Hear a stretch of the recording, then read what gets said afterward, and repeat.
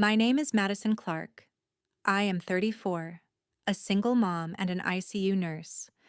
And on New Year's Eve, my own mother managed to turn a simple family dinner into the moment I realized our relationship was never going to be the same. We were halfway through dessert at her shiny new suburban house, everyone pretending to be relaxed, while the TV in the background counted down to midnight, when she suddenly stood up, lifted her glass, and said loud enough for the whole dining room to hear, "We are not babysitting your kids anymore." The room went dead quiet. My fork froze halfway to my mouth. My girls looked up at me, then at her, trying to figure out if this was some kind of joke. It was not. She folded her arms and repeated it, slower this time, like she was making an official announcement. No more babysitting. No more late nights. No more being your backup plan. I felt the heat crawl up my neck, but my voice came out calm when I answered, "Seriously, Mom." Then no more middle of the night rides to the doctor. No more grocery runs, no more repairs. You cannot cut me off and still expect me to be your on-call chauffeur and handyman. Somebody cleared their throat, someone else stared at their plate, but nobody said a word for me. So I did the only thing that felt right.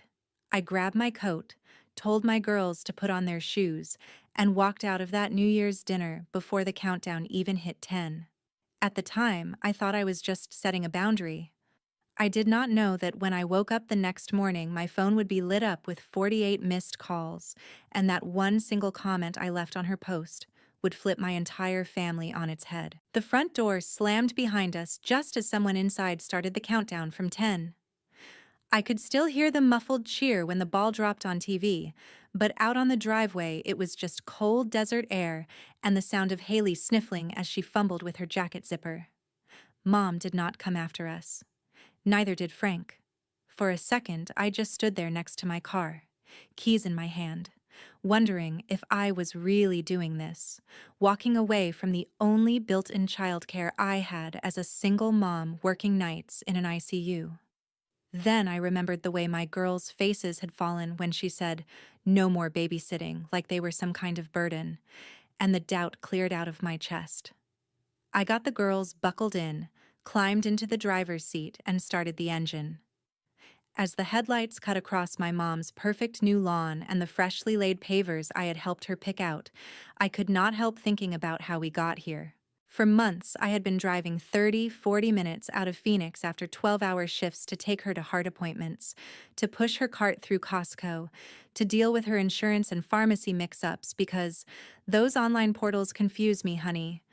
I had spent my rare free weekends out in that same backyard tearing up old concrete, painting fences, and dealing with HOA emails so she did not get fined. The deal was simple. I helped her keep her new retired life running smoothly, and in return, she watched Haley and Sophie the nights my schedule went crazy. It was not charity. It was supposed to be family helping family. Mom was the one who turned it into a transaction the moment she stood up and revoked her side of it in front of everyone.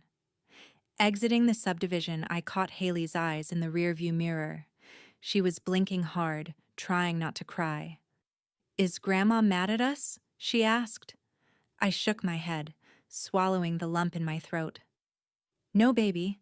Grandma is not mad at you. She is mad at me, and she does not know how to say it without hurting other people, too." Sophie kicked her little boots against her car seat. "Did we do something wrong?" I took a breath. "You did nothing wrong. Sometimes grown-ups say mean things because they are tired or jealous or stuck in old habits. That does not make them right. My job is to make sure you know you are not a burden to me. Ever." By the time we reached our apartment in the city, the streets were almost empty, a few leftover fireworks popping in the distance. I heated up leftover mac and cheese, poured sparkling juice into mismatched mugs, and we watched the replay of the New York countdown on my tiny TV. Haley leaned her head on my shoulder. Sophie curled against my side, and as we whispered Happy New Year to each other, it hit me that maybe starting the year with just the three of us was not a loss. It was the first clean break from a pattern that had been choking me for years. I just had no idea what it was about to cost my mother. The first thing I heard on New Year's morning was my phone buzzing on the nightstand like it was trying to drill through the wood. My head was thick from too little sleep, and for a second I thought it was the hospital calling me in for an emergency shift. I reached over, squinted at the screen, and my stomach dropped. 48 missed calls. Most of them from Mom, some from Frank, a couple from the house phone, a few from a number I recognized as my Aunt Denise. For one horrible moment, my nurse brain kicked in. Heart attack, fall, stroke. Something had happened after we left. I sat up, already mentally running through which ER I should take her to if it was serious. I called Mom back. She picked up on the second ring, her voice tight, not weak or sick, just pissed off. "You need to come out here, Madison. We need to talk." I exhaled, a long, slow breath I had not realized I was holding. "Are you okay?" I asked. "Are you in pain? Did something happen to your heart?" She sighed like I was being dramatic. "I am fine. Just get in the car and come. This cannot wait." The way she said it, clipped and commanding, sounded more like a supervisor than a mother worried about reconciling after a fight. I glanced at the girls still sleeping on the pull-out couch, hair everywhere, blankets twisted around them. Part of me wanted to ignore her, to let her sit with what she had done, but another part needed to make sure there was not some mess brewing that would get worse if I left it alone. So I threw on jeans and a hoodie, wrote a note for Haley in case she woke up and panicked, and drove back out toward the suburbs with a knot in my stomach that had nothing to do with coffee. When I pulled into her driveway, the house looked exactly like it had the night before. No ambulance, no neighbors clustered outside, just a quiet street and a shiny front door. Inside, Mom was sitting at the dining table, makeup on, hair done, not a hospital bracelet in sight. Frank was next to her, nursing a mug of coffee like it was a shield. Across from them sat Aunt Denise, hands folded, mouth pressed into a thin line. The whole setup looked less like a family emergency and more like a disciplinary hearing. I stopped just inside the doorway. "So no one is dying?" I asked. Mom rolled her eyes. "Can you not be so dramatic?" "We called because what you did last night was completely out of line and childish. You embarrassed us in front of everyone and stormed out over one little comment." "One little comment," I repeated. "Telling your grandkids they are basically a burden is not little, Mom." Frank cleared his throat. "We just think you overreacted. Your mom has done a lot for you. You would not have made it through the divorce without her." Mom sat up straighter, seizing on that. "Exactly. After everything your father put you through, who was there babysitting, cooking, helping you find this job, watching those girls all the time, and you repay me by threatening to cut me off from my doctor appointments and groceries because I am finally setting a boundary." My jaw clenched. "You did not set a boundary. You threw a grenade. You could have pulled me aside any other time and said you needed to cut back on babysitting. Instead, you announced it in front of my kids and half the family, like you were making a toast." Denise shifted in her chair. "Maggie," she said quietly. "You have to admit, saying it that way was harsh. It sounded a lot like the way you used to talk to Madison when she was a kid." Remember, Mom's eyes flashed. "Do not start, Denise. This is between me and my daughter." She turned back to me. "The point is, you still have responsibilities as my child. I am older now. I cannot just drive myself to cardiology. I cannot haul groceries by myself. You do not get to withdraw all that, just because your feelings are hurt." "So let me get this straight," I said. "You want to be done watching my kids, but you still expect me to drive 40 minutes each way whenever you need something, fix whatever breaks, argue with the HOA for you, and handle all your online medical junk. Because that is not a boundary, that is a one-way street." "That is how family works," Mom snapped. Parents take care of children, then children take care of parents. You owe me? The word owe hit something raw in me. All those nights I had driven on no sleep, all the canceled plans, all the times I swallowed her comments just to keep the peace, lined up in my mind like a row of receipts. I looked at Denise. She held my gaze, then gave the tiniest nod, like she was saying, "I see you." I turned back to my mother. "No, I do not owe you rides. I do not owe you free labor. I do not owe you my kids' feelings in exchange for your convenience. You made it very clear last night that you do not want to be part of my support system anymore. So I am taking you at your word." Mom's face went blotchy. "So what? You are just going to abandon your mother now that she is old. I am not abandoning you," I said.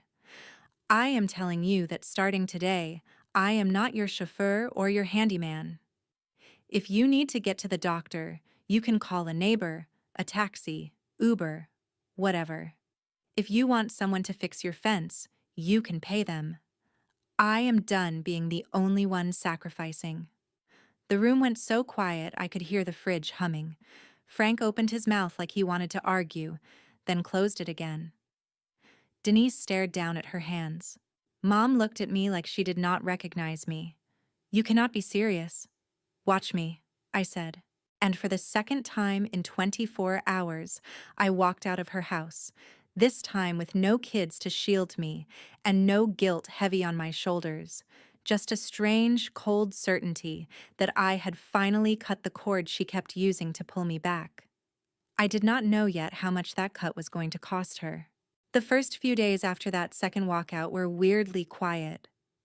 I went back to my night shifts, back to charting and alarms and families huddled in ICU waiting rooms, and for the first time in months, I was not mentally calculating how many minutes it would take to detour through my mom's suburb to pick up her prescriptions or drop off groceries.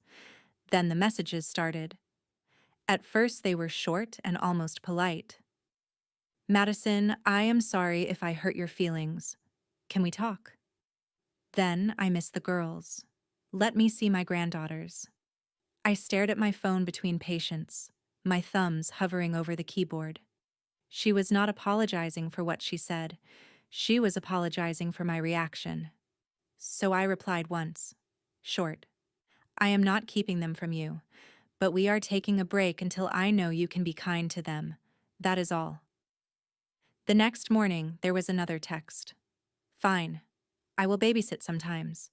But you still need to drive me to my appointments. I cannot do all this on my own." There it was again. The trade.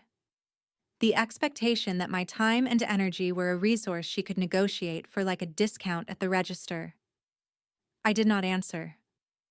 Over the next week, the messages started to swing like a pendulum. One day, it was guilt. "After all I have done for you, this is how you repay me." The next day, it was martyrdom. "Do not worry about your old mother. I will figure it out somehow." Then came the flying monkey calls, from relatives who clearly only had half the story. "Your mom called me crying, Madison. She says you told her to handle her health alone. You know she had that heart scare last year." I would listen, then say calmly, "Mom is a grown woman who decided my kids were too much for her to handle. I am taking her seriously. She can use the same apps I use to get her where she needs to go." Some of them got it. Some did not. In the middle of all that, I had my own life to patch together. I talked to a neighbor in my apartment building, another single mom who worked at the school cafeteria, and we set up a trade. She watched Haley and Sophie on nights I had late shifts, and on my off days, I took her son so she could pick up extra morning hours. I emailed the charge nurse and shifted a couple of my most brutal back-to-back nights into slightly more manageable rotations. I stopped automatically checking my phone on breaks to see what my mother needed. It felt strange, like when you get a cast off and your arm is naked and too light. A week later, Aunt Denise texted me, "Can I swing by this weekend? I have something I want to talk about away from your mom." She showed up at my apartment on a Saturday afternoon with a grocery bag full of bakery cookies, and that look she has when she is about to say something honest that not everyone will like. The girls were in their room painting, so we sat at my tiny kitchen table. For a while, she asked about work, about the kids, about how I was sleeping. Then she sighed and leaned back. "Your mom is spiraling," she said. "That company she hired for the backyard and kitchen redo, they are already sending updated invoices." She shrugged. "Hidden fees, material upgrades, extra labor. The number is nowhere near what she bragged about." I fiddled with the cookie wrapper. She could have avoided all of that if she had just waited for me to have a free weekend. Denise nodded. She could have. But then she would have had to admit she needs you. And lately, I think that scares her more than the bills do. I frowned. "What does that even mean?" She studied me. "You know how for years your mom told everyone how hard her life was, raising you girls alone, putting food on the table, all that. Some of it was true, but it also became her whole identity, the sacrificial mother, the one who suffered while everyone else took from her." I thought about all the stories Mom liked to tell at holidays, the ones that always ended with her shaking her head and laughing about how ungrateful we had been as kids. Denise went on. "Then, here you come.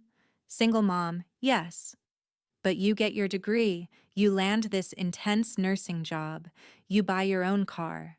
You show up every time something breaks. You take care of your kids without dumping them on her full time." Little by little, people stop talking about how much she sacrifices and start talking about how strong you are. She loses the spotlight. I stared at her. "Are you saying she cut off babysitting because of attention?" Denise hesitated, choosing her words. "I think your mom feels replaced. She does not get to be the hero anymore. She does not get to say, 'I am the only thing standing between Madison and disaster.' Watching the girls, taking your kids overnight, that was the last piece she could hold over you. So when she got overwhelmed and resentful, she ripped it away in the most dramatic way possible and hoped you would crawl back on her terms." The words hit something I had not wanted to name. I remembered every backhanded comment about my schedule, every time she told someone I worked too much, every side-by-side comparison between my girls and perfect little Caleb. And under all of it, this quiet tension whenever someone complimented me instead of her. I felt tired down to my bones. "So what am I supposed to do?" I asked. "Go back over there and pretend it did not happen, just so she does not feel threatened?" Denise shook her head. "No, I am telling you this so you stop thinking you are crazy. You are not overreacting. You are finally stepping out of a role she wrote for you a long time ago. And she is throwing a fit because the script changed." She reached across the table and squeezed my hand. "Let her sit with the consequences. She is the one who wanted to be independent. Remember, I looked toward the girls' room, where laughter floated through the door.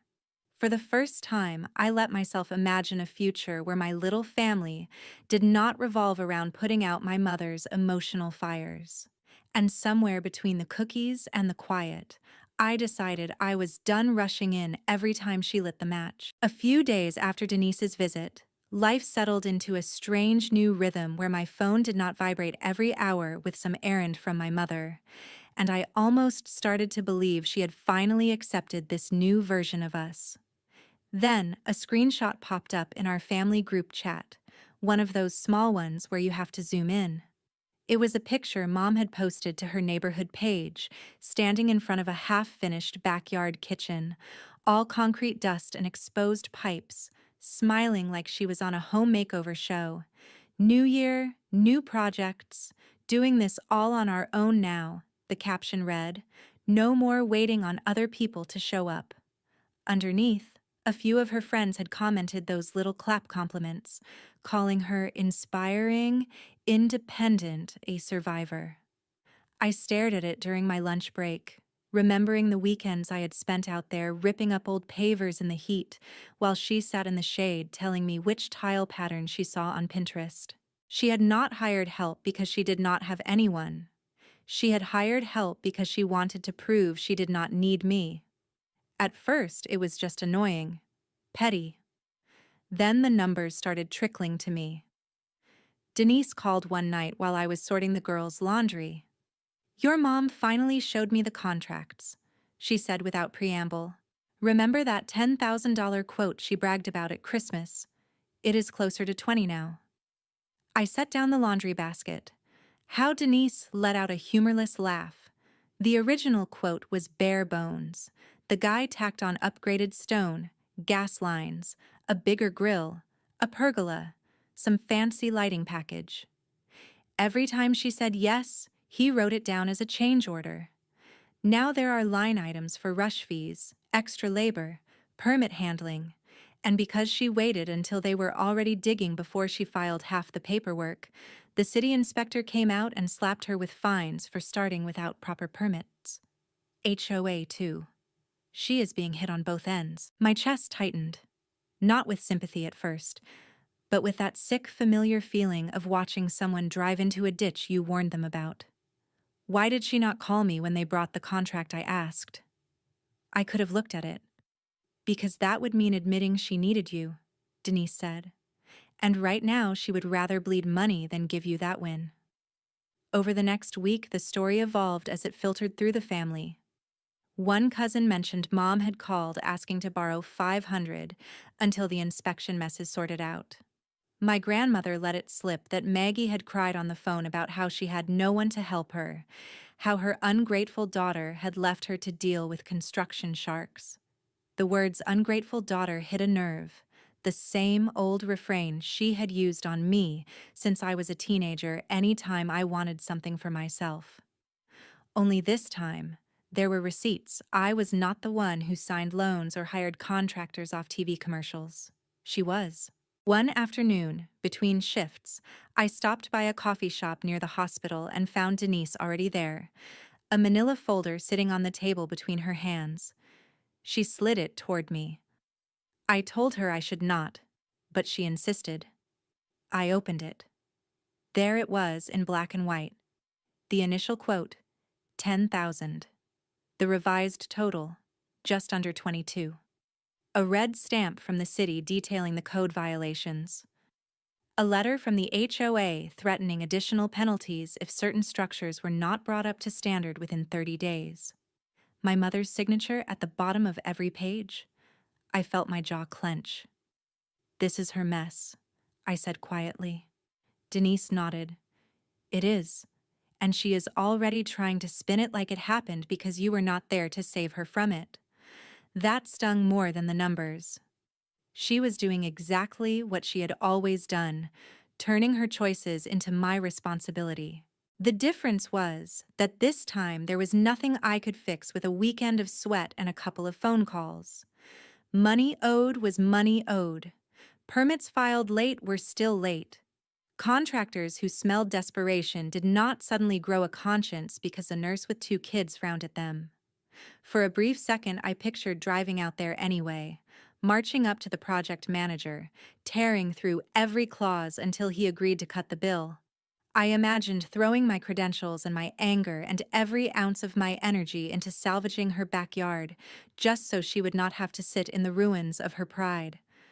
Then I pictured Haley's face when I had to cancel movie night again. I pictured Sophie asking why Grandma could hurt her feelings and still get everything she wants. I closed the folder and pushed it back. "I am not getting involved," I said. Denise searched my face, then nodded slowly. "Good. She needs to know that consequences are not just things that happen to other people."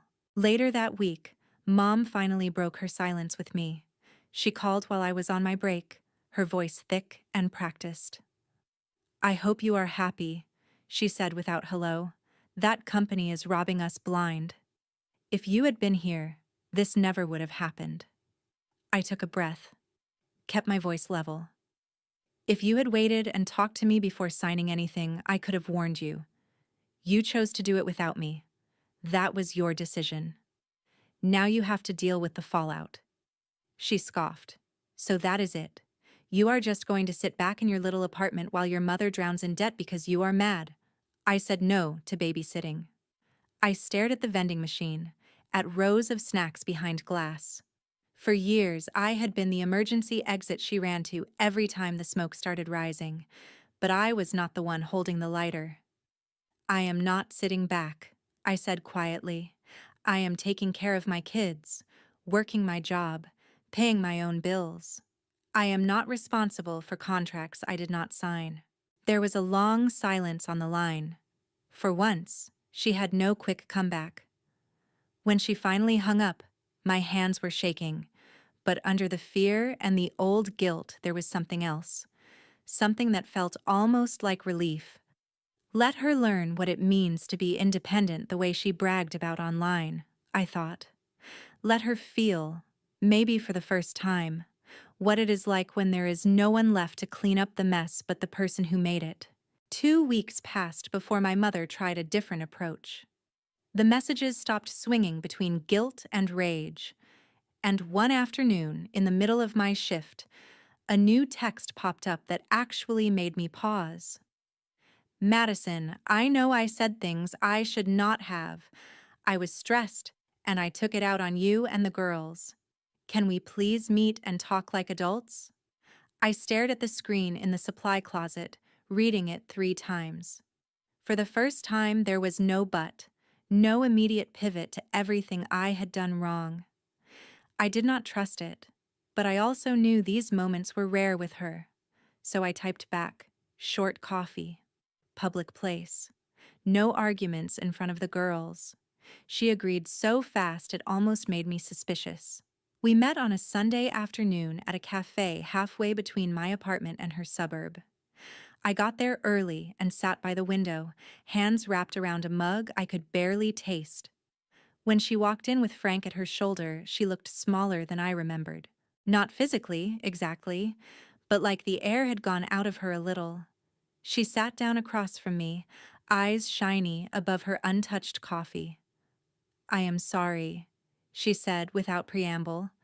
The words sounded stiff in her mouth, like a foreign language, for what I asked.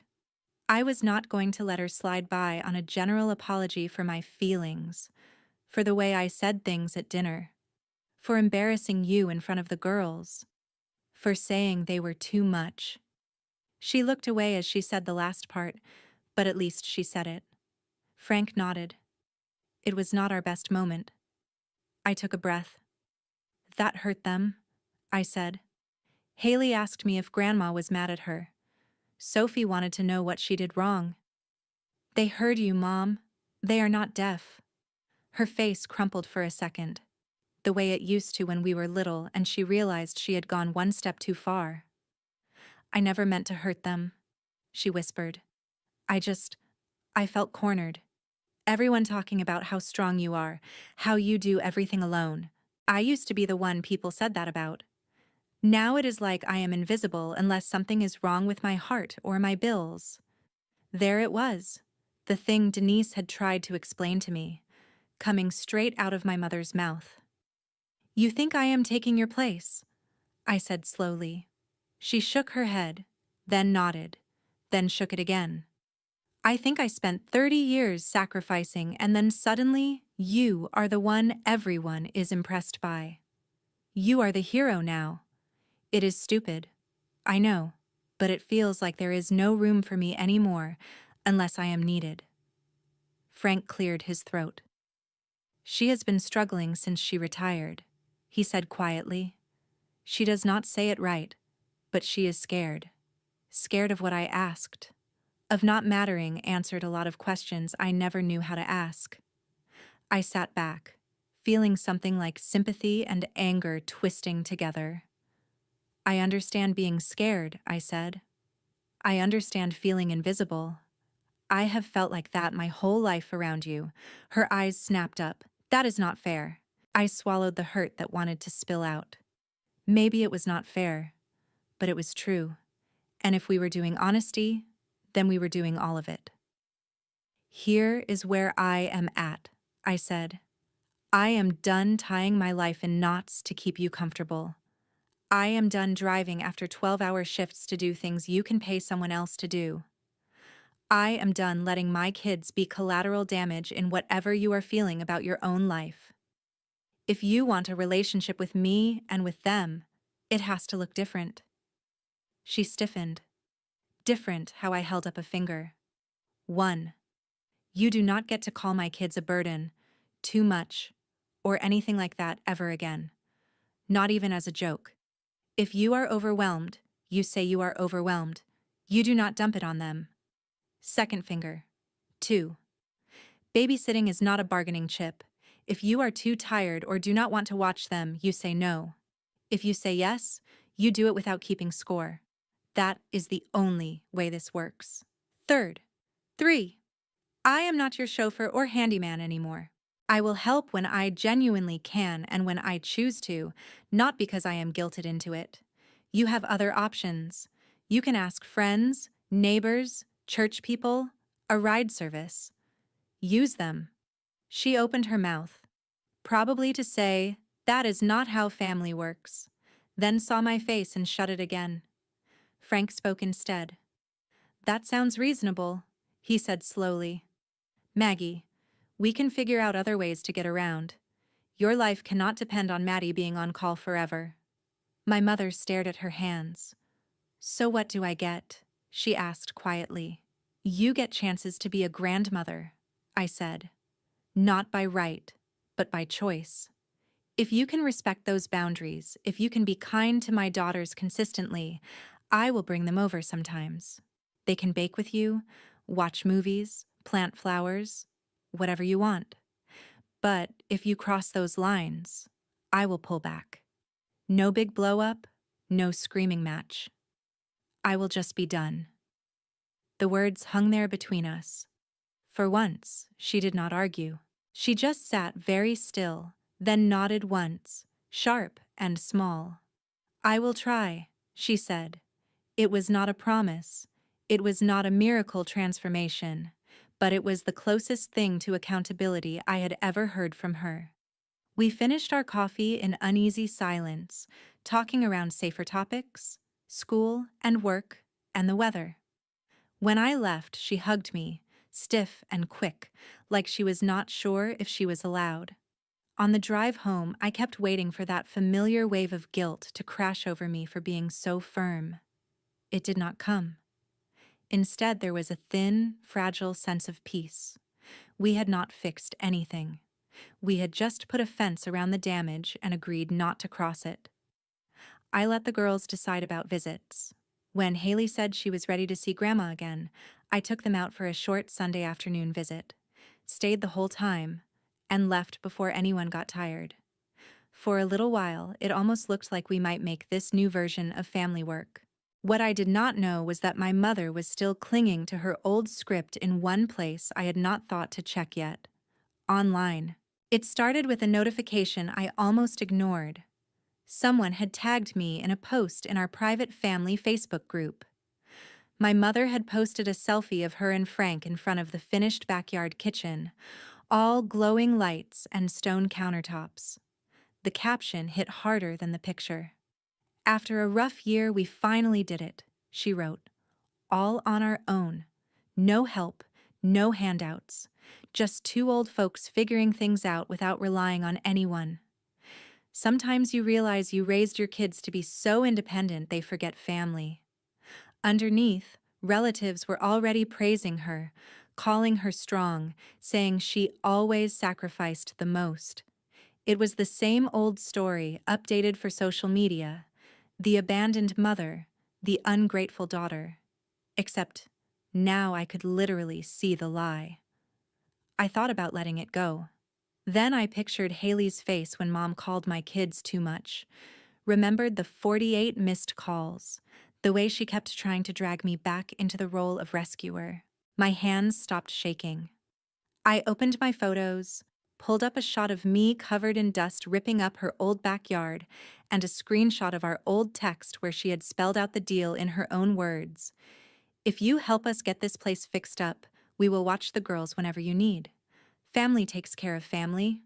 Under her post, I replied with the 2 images and wrote, "The yard looks amazing, Mom." Just to be clear, it was not done all on your own. I spent months driving out after 12-hour ICU shifts to tear up concrete, deal with your HOA, and help pick materials. You offered babysitting in return.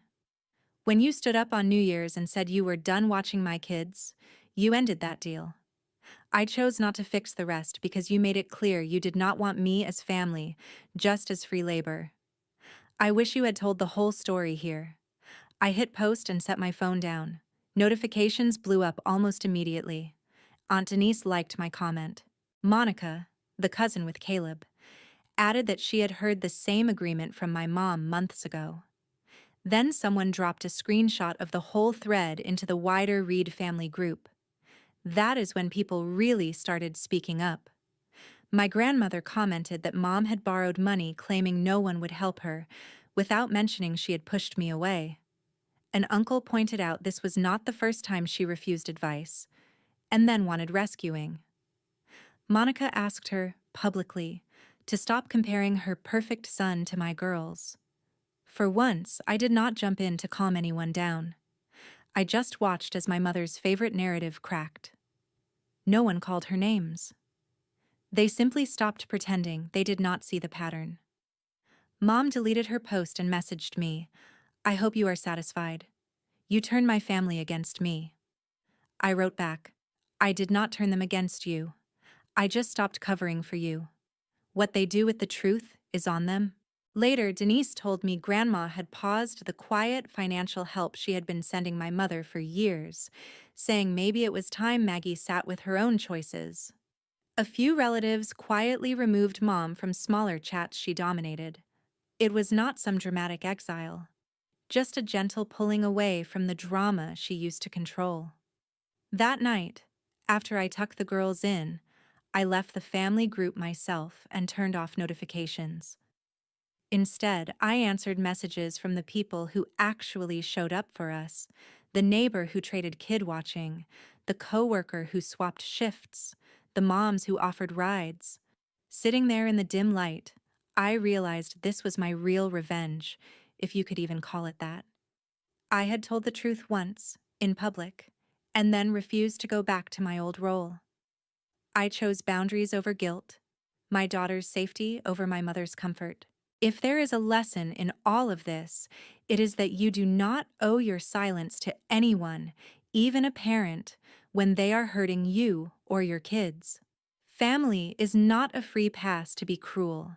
Sometimes the most powerful kind of family revenge is simply walking away from the toxic script, building something healthier with people who actually care, and letting the ones who tried to break you live with the fact that you turned out okay without them.